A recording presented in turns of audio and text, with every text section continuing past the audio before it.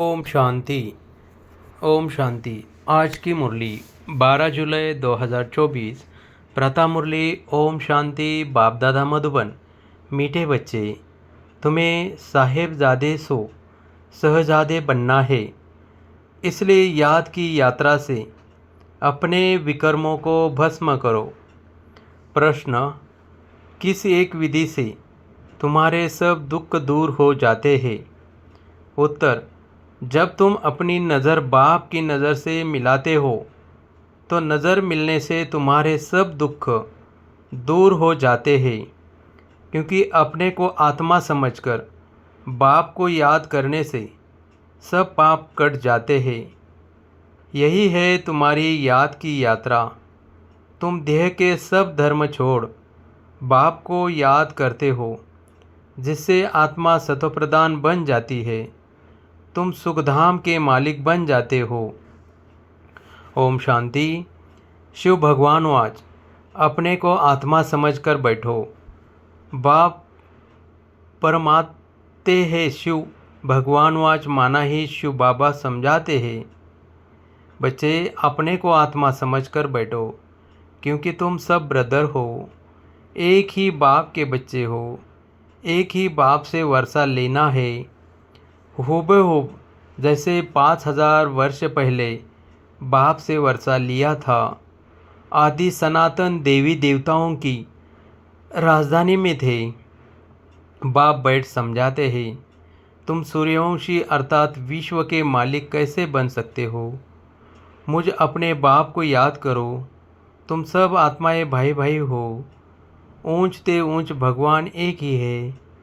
उस सच्चे साहेब के सच्चे साहेब के बच्चे साहेबजादे हैं। यह बाप बैठ समझाते हैं। उनकी श्रीमत पर बुद्धि का योग लगाएंगे तो तुम्हारे पाप सब कट जाएंगे, सब दुख दूर हो जाएंगे। बाप से जब हमारी आंखें मिलती है तो सब दुख दूर हो जाते हैं। आंखें मिलाने का भी अर्थ समझाते हैं। अपने को आत्मा समझ बाप को याद करो। यह है याद की यात्रा। इसी को योग अग्नि भी कहा जाता है। इस योग अग्नि से तुम्हारे जो जन्म जन्मांतर के पाप है वह भस्म हो जाएंगे। यह है ही दुखधाम। सभी नरकवासी है। तुमने बहुत पाप किए हैं। इसी को कहा जाता है रावण राज्य। सतयुग को कहा जाता है राम राज्य। तुम ऐसे समझा सकते हो, भले कितनी भी बड़ी सभा बैठी हो, भाषण करने में हर्जा थोड़ी है। तुम तो भगवानवाच कहते रहते हो। शिव भगवानवाच, हम सब आत्माएं उनकी संतान हैं, ब्रदर्स है। बाकी श्री कृष्ण की कोई संतान थे? ऐसे नहीं कहेंगे। न इतनी रानियां ही थी। श्री कृष्ण का तो जब स्वयंवर होता है नाम ही बदल जाता है। हाँ, ऐसे कहेंगे। लक्ष्मी नारायण के बच्चे थे। राधे कृष्ण ही स्वयंवर के बाद लक्ष्मी नारायण बनते हैं। तब एक बच्चा होता है, फिर उनकी डिनाइस्टी चलती है। तुम बच्चों को अब मामे कम याद करना है। देह के सब धर्म छोड़ो, बाप को याद करो तो तुम्हारे सब पाप कट जाएंगे। सतोप्रधान बन स्वर्ग में जाएंगे। स्वर्ग में कोई दुख होता नहीं। नरक में आता दुख है। सुख का नाम निशान नहीं। ऐसे युक्ति से बतलाना चाहिए। शिव भगवान वाच है। बच्चों, इस समय तुम आत्माएं पतित हो। अब पावन कैसे बनो? मुझे बुलाया ही है। हे पतित पावन आओ। पावन होते ही है सतयुग में, पतित होते हैं कलयुग में। कलयुग के बाद फिर सतयुग ज़रूर बनना है। नई दुनिया की स्थापना, पुरानी दुनिया का विनाश होता है। गायन भी है, ब्रह्मा द्वारा स्थापना। हम ब्रह्म कुमार कुमारियाँ एडॉप्टेड चिल्ड्रन हैं। हम हैं ब्राह्मण चोटी। विराट रूप भी है ना। पहले ब्राह्मण ज़रूर बनना पड़े। ब्रह्मा भी ब्राह्मण है। देवताएं हैं। सतयुग में सदा सुख है, दुख का नाम नहीं। कलयुग में अपरंपार दुख है, सब दुखी है। ऐसा कोई नहीं होगा जिसको दुख न हो। यह है रावण राज्य। यह रावण भारत का नंबर 1 दुश्मन है। हर एक में 5 विकार है। सतयुग में कोई विकार नहीं होते। वह है पवित्र गृहस्थ धर्म। अभी तो दुख के पहाड़ गिरे हुए हैं और भी गिरने हैं। ये इतने बॉम्ब आदि बनाते रहते हैं, रखने के लिए थोड़ी ही है। बहुत रिफाइन कर रहे हैं, फिर रिहर्सल होगी, फिर फाइनल होगा। अभी समय बहुत थोड़ा है। ड्रामा तो अपने समय पर पूरा होगा ना। पहले पहले शिव बाबा का ज्ञान होना चाहिए। कुछ भी भाषण आदि शुरू करते हो तो हमेशा पहले कहना है शिवाय नमः, क्योंकि शिव बाबा की जो महिमा है वह और कोई की नहीं हो सकती। शिव जयंती ही हीरे तुल्य है। श्री कृष्ण के चरित्र आदि कुछ है नहीं। सतयुग में तो छोटे बच्चे भी सतोप्रधान ही होते हैं। बच्चों में कोई चंचलता आदि नहीं होती। श्री कृष्ण के लिए दिखाते हैं, मक्खन खाते थे, यह करते थे। यह तो महिमा के बदले और ही ग्लानि करते हैं। कितना खुशी में आकर कहते, ईश्वर सर्वव्यापी है, तेरे में भी है, मेरे में भी है। यह बड़ी भारी ग्लानि है, परंतु तमोप्रधान मनुष्य इन बातों को समझ नहीं सकते। तो पहले पहले बाप का परिचय देना चाहिए। वह निराकार बाप है, जिनका नाम ही है कल्याणकारी। शिव सर्व का सद्गति दाता। वह निराकार बाप सुख का सागर, शांति का सागर है। अब इतना दुख क्यों हुआ है? क्योंकि रावण राज्य है। रावण है सबका दुश्मन।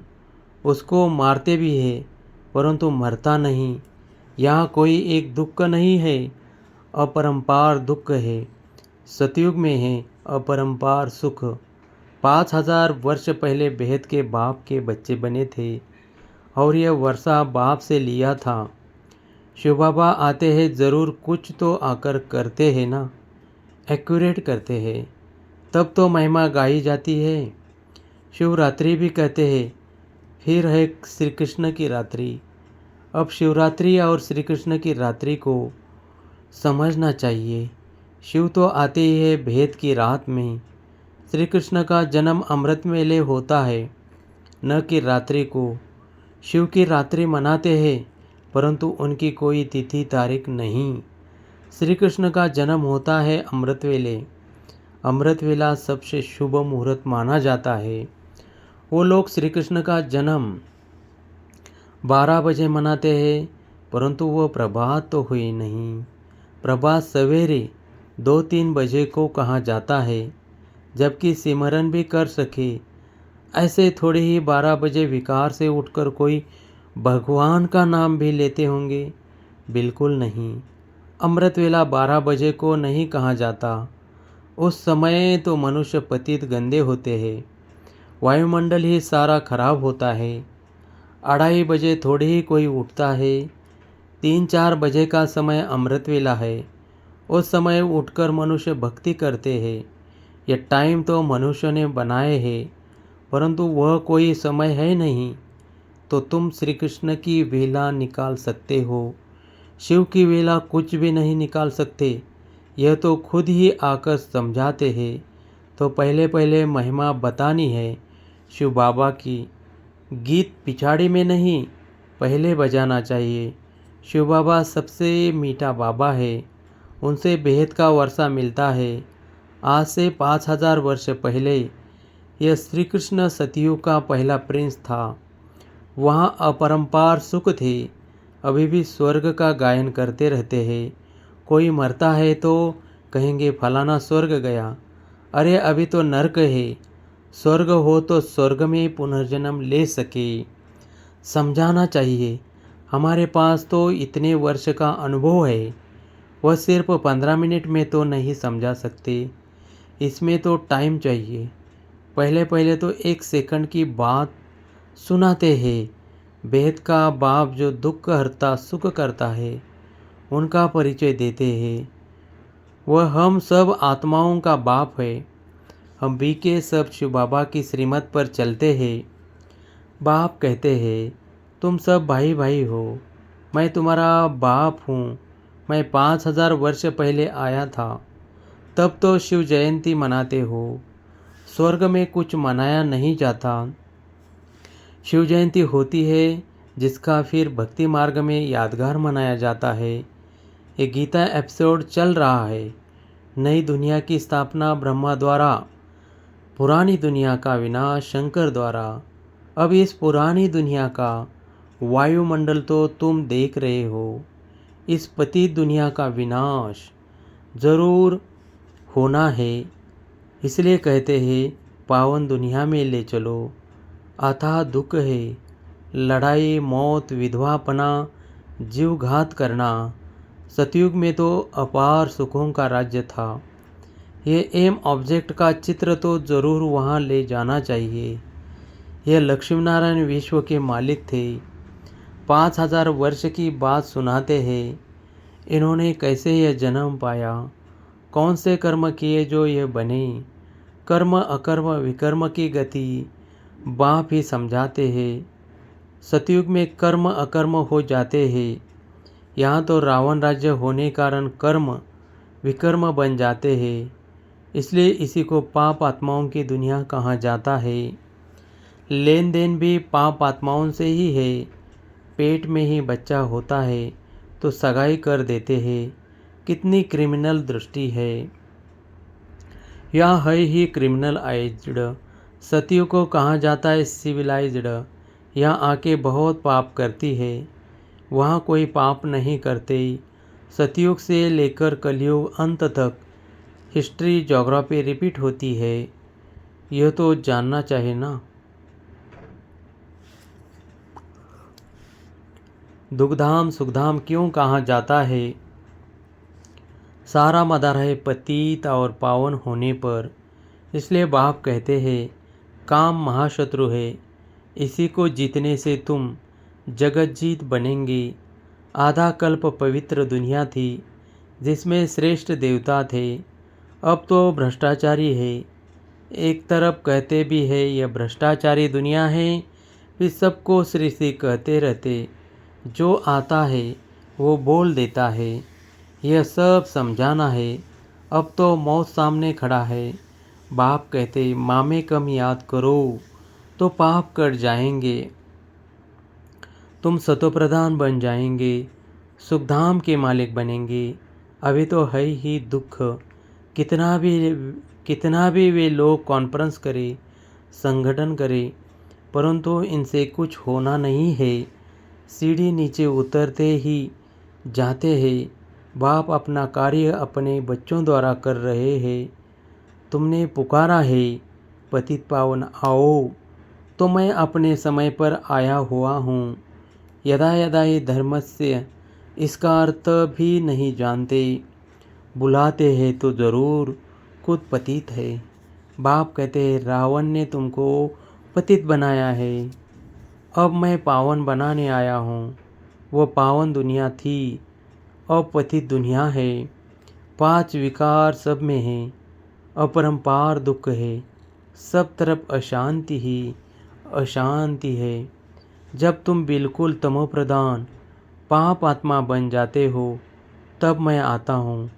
जो मुझे सर्वव्यापी कह मेरा अपकार करते हैं, ऐसे ऐसे का भी मैं उपकार करने आता हूँ। मुझे तुम निमंत्रण देते हो कि इस पतित रावण की दुनिया में आओ, पतित शरीर में आओ। मुझे भी रथ तो चाहिए ना, पावन रथ तो चाहिए नहीं। रावण राज्य में है ही पतित, पावन कोई है नहीं। सब विकार से ही पैदा होते हैं। यह विवश वर्ल्ड है, वह है वाइसलेस वर्ल्ड। अब तुम तमोप्रधान से सतोप्रधान कैसे बनेंगे। पतित पावन तो मैं ही हूँ।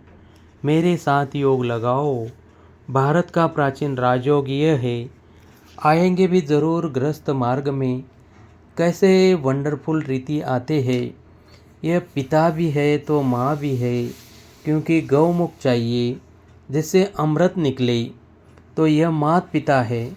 फिर माताओं को संभालने के लिए सरस्वती को हेड रखा है। उनको कहा जाता है जगत अम्बा, काली माता। कहते हैं ऐसे काले कोई शरीर होते हैं क्या। श्री कृष्ण को काला कर दिया है, क्योंकि काम चिता पर चढ़ काले बन गए हैं। श्री कृष्ण ही सावरा फिर गोरा बनता है। इन सब बातों को समझने लिए भी टाइम चाहिए। कोटों में कोई, कोई में भी कोई की बुद्धि में बैठता होगा, क्योंकि सभी 5 विकार प्रवेश है। तुम यह बात सभा में भी समझा सकते हो, क्योंकि कोई को भी बोलने का हक है। ऐसा मौका लेना चाहिए। ऑफिशियल सभा में कोई बीच में प्रश्न आदि नहीं करते हैं। नहीं सुनना है तो शांति से चले जाओ, आवाज़ न करो। ऐसे ऐसे बैठ समझाओ। अभी तो अपार दुख है, दुख के पहाड़ गिरने हैं। हम बाप को, रचना को जानते हैं। तुम तो किसी का भी ऑक्यूपेशन नहीं जानते हो। बाप ने भारत को पैराडाइज कब और कैसे बनाया, यह तुम नहीं जानते हो। आओ तो समझाए। 84 जन्म कैसे लेते हैं। 7 दिन का कोर्स लो तो तुमको 21 जन्म के लिए पाप आत्मा से पुण्य आत्मा बना देंगे। अच्छा, मीठे मीठे सिखले दे बच्चों प्रति माता पिता बाप दादा का याद प्यार और गुड मॉर्निंग। रूहानी बाप के रूहानी बच्चों को नमस्ते। धारणा के लिए मुख्य सार। फर्स्ट, कर्म अकर्म विकर्म की गुह्य गति जो बाप ने समझाई है, वो बुद्धि में रख पाप आत्माओं से अब लेन देन नहीं करनी है। 2, श्रीमत पर अपना बुद्धि योग एक बाप से लगाना है। सतो प्रधान बनने का पुरुषार्थ करना है। दुखधाम को सुखधाम बनाने के लिए पतित से पावन बनने का पुरुषार्थ करना है। क्रिमिनल दृष्टि को बदलना है। वरदान, नॉलेजफुल बन सर्व व्यर्थ के प्रश्नों को यज्ञ में स्वाहा करने वाले निर्विघ्न भव। जब कोई विघ्न आते हैं तो क्या क्यों के अनेक प्रश्नों में चले जाते हो। प्रश्नचित्त बनना अर्थात परेशान होना। नॉलेजफुल बन यज्ञ में सर्व व्यर्थ प्रश्नों को स्वाहा कर दो, तो आपका भी टाइम बचेगा और दूसरों का भी टाइम बच जाएगा। इससे सहज ही निर्विघ्न बन जाएंगे। निश्चय और विजय जन्म सिद्ध अधिकार है। इस शान में रहो तो कभी भी परेशान नहीं होंगे। स्लोगन, सदा उत्साह में रहना और दूसरों को उत्साह दिलाना, यही आपका ऑक्यूपेशन है। ओम शांति, ओम शांति।